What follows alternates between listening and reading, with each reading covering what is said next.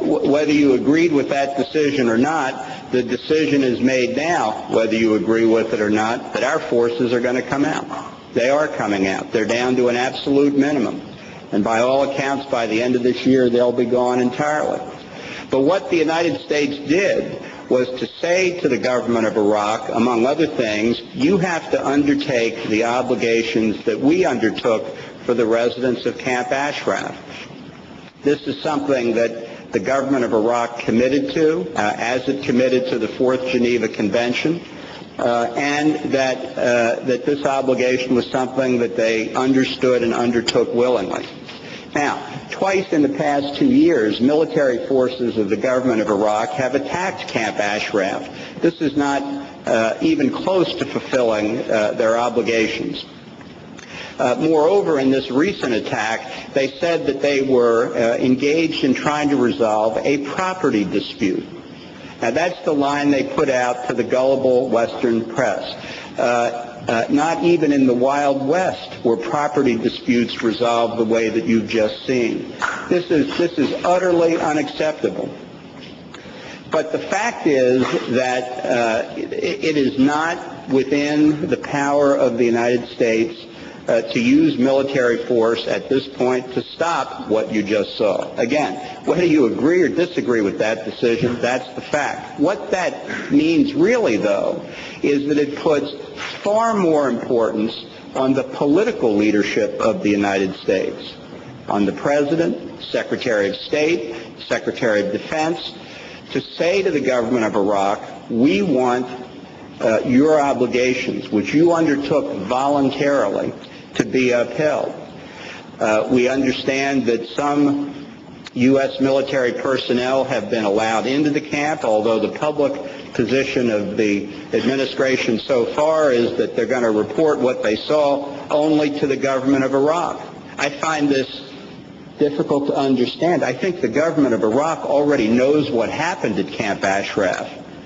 They don't need the Americans to tell them what they already know. What we need is for the Americans who were there to be able to tell the American people and to tell the American Congress, because that is information that they need to understand what's going forward in Iraq and how to provide the protection that the residents of Camp Ashraf need.